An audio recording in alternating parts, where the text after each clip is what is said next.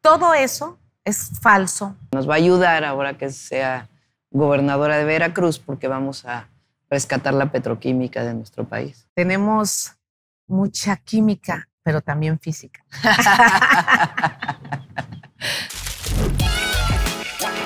Vamos a ganar el 2024.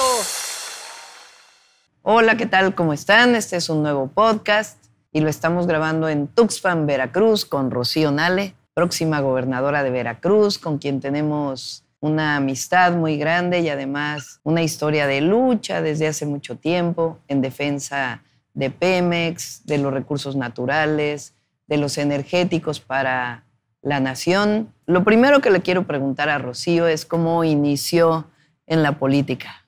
Yo inicio justamente en la defensa del patrimonio nacional en 1994, cuando anuncia el gobierno que va a privatizar la petroquímica. En Coatzacoalcos están los complejos más grandes de petroquímica y dijimos, los ingenieros no podemos permitir que se entregue esta gran infraestructura. ¿Tú trabajabas en Pemex? Yo trabajaba en Pemex, entonces nos reunimos los ingenieros y empezamos desde ahí a hacer la defensa, una defensa local que después fue estatal hasta que se convirtió en nacional. Y de ahí tuvimos que ir al Congreso a decirle a los diputados, asesorarlos, éramos los técnicos, y de ahí entré de lleno pues, a la política, porque yo creo que todos los mexicanos somos políticos. Claro. Todos hacemos política en nuestros espacios. Conmigo empezó así. O sea, Rocío no entró para ser candidata a algo. No. Entró luchando por la defensa de la petroquímica. Por eso aprovecho el paréntesis porque nos va a ayudar ahora que sea gobernadora de Veracruz porque vamos a rescatar la petroquímica de nuestro país. Así es. La petroquímica es el que tiene mayor valor agregado. Y dentro de la transición energética, la petroquímica va a ser muy importante. Nuestra ropa, que es de poliéster, es petroquímica. Esto, las alfombras, claro, es petroquímica. Plástico, todo. Y la tecnología ha ido avanzando, pero se requiere todavía el recurso de hidrocarburos, usarlo en forma responsable y sostenible. Entonces, pues empezamos con esa lucha y nos ha ido bastante bien y por supuesto que vamos a ayudar a nuestra candidata al rescate porque se quedó abandonada la petroquímica. Después nos conocimos con Rocío en la lucha por la defensa de la industria eléctrica. Bueno, en varias luchas. 2006. Y luchamos ahí contra el fraude electoral del 2006. Luchamos contra el fraude, así es. Y luego en 2008, cuando Calderón quiso nuevamente privatizar, ahí nos vimos. Las Adelitas. Con las Adelitas. Exacto. Rocío era parte de las Adelitas por la defensa del petróleo aquí en Veracruz. Así es. Hasta el 2013 con la reforma energética que nuevamente... Exactamente. Pero nos hemos encontrado a lo largo de la vida y Rocío pues es una defensora de los recursos energéticos. En el 2015, cuando por primera vez Morena tuvo la posibilidad de ser partido ya reconocido, ella fue nuestra coordinadora parlamentaria de Morena, la primera coordinadora parlamentaria en la Cámara de Diputados, también una brillante coordinadora de cómo trabajó con todos nuestros diputados y diputadas y además la austeridad que hubo en ese periodo. Y cuando después, nadie quería ser candidato. Cuando nadie quería ser candidato, exactamente, nótese. Y luego... en el 18 ya como secretaria de Energía que te invita el presidente. Sí, sí ha sido toda una trayectoria. Cuando yo creo que pasa lo mismo, volteamos para atrás y vemos el camino recorrido, que son muchos años. Muchos años. Y que, wow, hoy va a ser nuestra presidenta de México. Y tú la gobernadora de Veracruz. Imagínense, pero fue la congruencia la que nos trajo aquí, el amor a la patria. Platícanos de Tuxpan. Bueno, Tuxpan es uno de los principales puertos del país, de los puertos más importantes del Golfo de México. Aquí en Tuxpan entraba muchísima gasolina y diésel, principalmente desde la reforma de Peña Nieto, empezó a entrar un volumen muy grande de hidrocarburos. O sea, se empezó a importar muchísima gasolina y diésel, dejó de producirse en México. Según esto, la reforma energética iba a hacer que se produjera más gasolina y diésel en nuestro país. Y al revés, se redujo y aumentó la importación. Y por aquí entraba, ¿no? Por aquí entraba. La reforma de Peña Nieto, junto con la que empezó Calderón, era perversa. Tú y yo lo sabemos. Nos dicen que nos va a ir mejor con la reforma, que la gasolina va a bajar el precio, cosa que no es cierto. Y lo que hacen es que le quitan presupuesto a nuestras refinerías, a las 6 refinerías de Pemex. Estas empiezan a bajar su carga, a disminuir, a deteriorarse. Y en consecuencia empiezan a salir barcos llenos de gasolina y diésel de Texas, de Estados Unidos, y entran aquí. Aquí se empiezan a instalar terminales de almacenamiento. Y esas terminales de almacenamiento empiezan a fluir el hidrocarburo hacia Ciudad de México y toda la zona centro. Hay un poliducto aquí desde Tuxpan hasta Ciudad de México. Todo eso se hizo entre Calderón y Peña. Y cambió la política cuando llegó el presidente y Rocío. Y entonces Rocío hizo una propuesta a todos los empresarios que querían construir todas estas terminales. Cuando llegamos al gobierno cambia y dice, no, nosotros tenemos que rehabilitar nuestras 6 refinerías, que cuando llegamos nada más estaban trabajando 2. 2. Dejamos las 6 trabajando y una refinería nueva construida y una refinería que se terminó de comprar al 100%. O sea, el presidente recibe 6 refinerías y va a dejar 8. Exactamente. Y entonces aquí, cuando me reúno con los empresarios de Tuxpan, tienen un área espectacular. Me dicen, queremos hacer otra terminal. Le dije, no, nosotros no estamos a favor de eso. ¿Por qué mejor no toda esta área hacemos un parque industrial? Estamos a 3 horas de la Ciudad de México. Tenemos una vía de comunicación directa terrestre. Entonces vamos a utilizar este espacio. Esta superficie.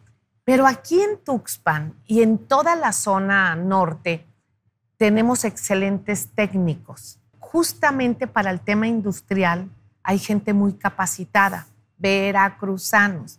Y los que no son veracruzanos también aquí los esperamos, son bienvenidos. Así, aquí a nosotros le damos entrada a toda la gente. Entonces, ese es uno de los proyectos que tenemos contemplado aquí en Tuxpan. Fíjense, es uno de los... Lo incorporamos. No sé si recuerdan que hace poco en el podcast estuvo Altagracia Gómez y hablamos de cómo aprovechar el famoso nearshoring, la relocalización de las empresas y construir parques industriales en el país que sean sustentables. Entonces, Tuxpan es un lugar ideal porque tiene el puerto, obviamente. Esta es la zona que tiene más gas de toda la República, porque tenemos un gasoducto que ya viene por el mar que conecta justamente a Tuxpan. Tenemos agua, tenemos electricidad. La CFE está terminando de construir un ciclo combinado. Ya tenemos uno. Entonces hay electricidad, hay agua, hay gas, hay terreno y está a 3 horas de la Ciudad de México. Así es. Entonces va a ser un potencial enorme para el empleo aquí en Veracruz y el desarrollo. Rehabilitación de la carretera Pánuco-Tantoyuca-Tuxpan. Justamente ayer la anunciamos que estuvimos en Tantoyuca. 2, ampliación de la carretera 180, tramo Vega de la Torre, Cardel, tramo Paso del Toro, Tuxtlas, San Andrés y Santiago. Distribuidor y conectividad a la zona portuaria de Puerto de Veracruz. Sí. El puerto de Veracruz, que es el puerto más importante de México, es el que maneja más carga, ya el área del puerto está saturada. Su movilidad. Llegan camiones, se cargan y se descarga muchísimo. Por ejemplo, toda la industria automotriz que esté en Puebla o que esté en otra zona, sale y entra por Veracruz. Todas las que se llaman madrinas, que es donde traen los coches, a Veracruz. Ahí hay parques o estacionamientos grandísimos de autos nuevos que salen a Europa. Toda esa zona ya está congestionada. Me reuní con los empresarios y con los de la Cámara de la Industria y la Construcción y con TAMSA. TAMSA tenemos la producción de tubos de acero más grande del país, está en Veracruz, y ellos también exportan.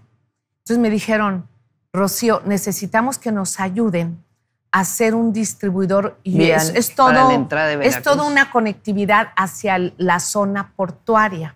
Libramiento Córdoba-Orizaba, que también es importantísimo.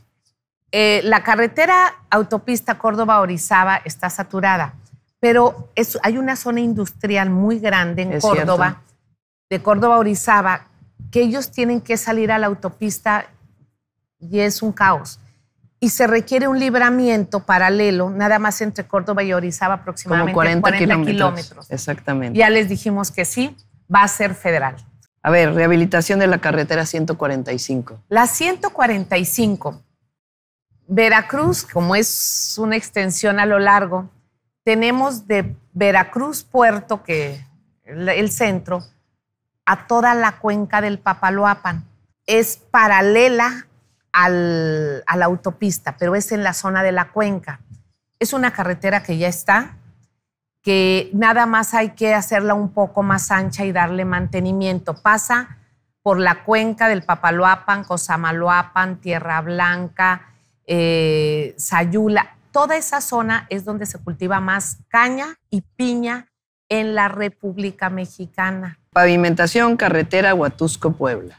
En Huatusco colindamos con Puebla y hay una carretera ya hecha para que la gente del café de Huatusco transite hacia Puebla, pero faltan 6 kilómetros que no se pavimentaron. Ahí están, pero es federal. O sea, no la puede hacer el Estado, es federal. Entonces le pedimos a nuestra candidata que nos ayudara a terminar ese tramo y va a haber una conectividad con Puebla y con Huatusco, que es la zona del café, de las altas. Puente Boca del Río Riviera y Puente Coatzacoalcos 1. Sí. La ampliación. El puente de la Riviera Veracruzana y Boca del Río. La zona conurbada Veracruz-Boca del Río ha crecido rumbo a Alvarado, que es la que le llaman la Riviera Veracruzana.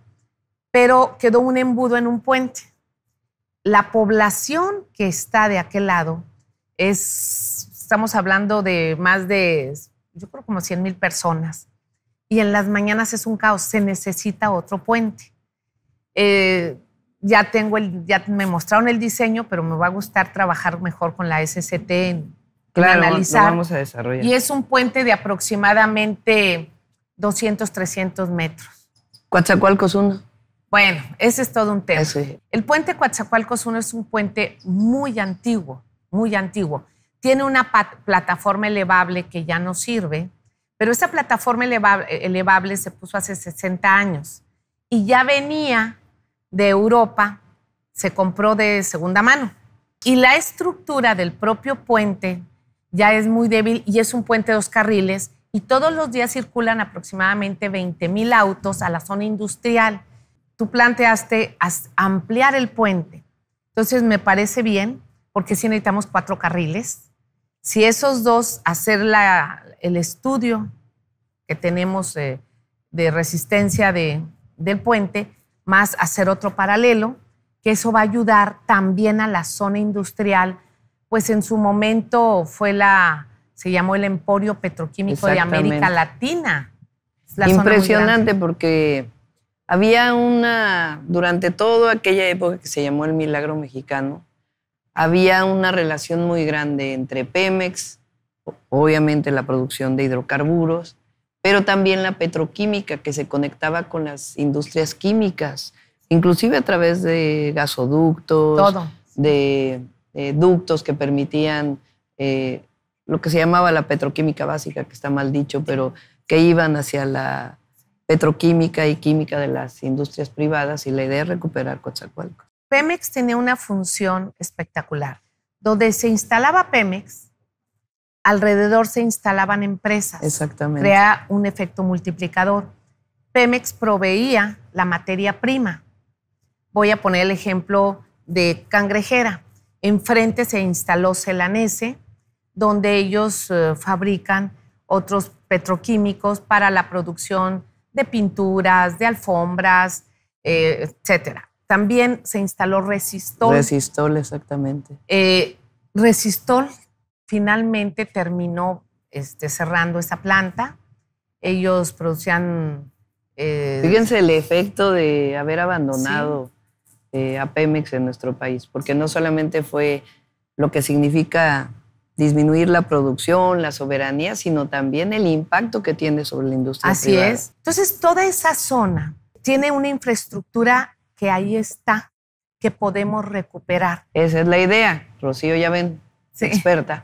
Nos va a ayudar a recuperar la industria petroquímica y también a aumentar todavía más la producción de fertilizantes. A ver, esta campaña tremenda que traes en contra, que ya No, soy dueña medios nacionales, del Tajín, de San Juan de Ulúa, del Pico de Orizaba. Que tienes departamentos por todos lados del mundo. Que tengo departamentos en todos lados del mundo, que tengo cuentas.